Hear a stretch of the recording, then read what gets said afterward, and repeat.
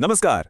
चलिए आज निफ्टी 50 के लिए एक ऐसा इंट्राडे ट्रेडिंग ब्लूप्रिंट देखते हैं जिसे फौरन इस्तेमाल में लाया जा सकता है।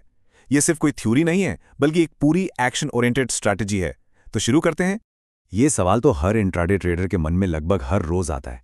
मार्केट की तेज चाल में मौके तो बहुत होते हैं, लेकिन उन्हें लगातार मुनाफे में बदलना, असली गेम तो वही है। तो इसका जवाब है क्या?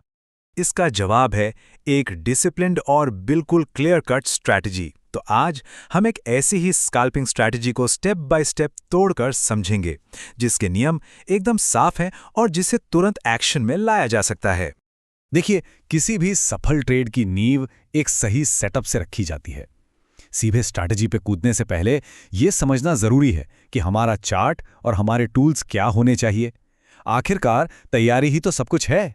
स्कैल्पिंग का मतलब ही है छोटे और तेज मूव्स को पकड़ना, और इसके लिए 3 मिनट या 5 मिनट का टाइम फ्रेम सबसे सही रहता है। ये 1 मिनट के चार्ट में जो बहुत ज़्यादा शोर शराबा होता है ना, उसे थोड़ा कम कर देता है और हमें प्राइस की चाल की एक साफ तस्वीर देता है। तो इस स्ट्रैटेजी के लिए हमें कौन से टूल्स चाहिए? हमारी पूरी स्ट्रैटेजी सिर्फ इन 3 इंडिकेटर्स पर टिकी है: 9 EMA, 20 EMA और VWAP। और जब ये तीनों एक साथ मिलकर काम करते हैं तो हमें ट्रेंड, मोमेंटम और सपोर्ट रेजिस्टेंस की एक बहुत ही साफ तस्वीर मिलती है। इसे ऐसे समझिए कि ये तीनों इंडिकेटर्स एक टीम की तरह हैं। 9 EMA हमें बताता है कि प्राइस अभी-अभी किधर जा रहा है, यानी शॉर्ट टर्म मोमेंटम क्या है। 20 EMA हमें थोड़ा बड़ा ट्रेंड दिखाता है, और VWAP वो समझिए एक सेंटर ऑफ ग्रेविटी जैसा है। प्राइस इसके ऊपर है या नीचे, यही हमें ट्रेड का सबसे बड़ा सिग्नल देता है। अच्छा, तो हमारा सेटअप तैयार है। अब चलते हैं एक्शन वाले हिस्से पर, मतलब कब ट्रेड में घुसना है और कब बाहर निकलना है। ट्रेडिंग में कामयाबी के लिए साफ सुथरे नियम होना सबसे ज़रूरी है। तो सबसे ज़रूरी बात है कि ट्रेड में कूदना नहीं है।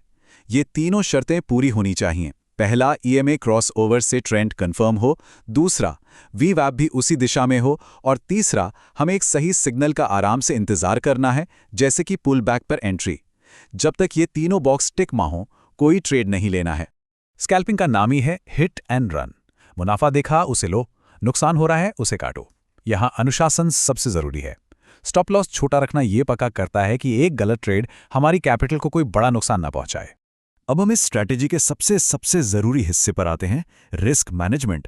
एक अच्छी स्ट्रैटेजी हमें कुछ ट्रेड्स तो जितवा सकती है, लेकिन सिर्फ अच्छा रिस्क मैनेजमेंट ही हमें मार्केट में लंबे समय तक टिकाए रख सकता है।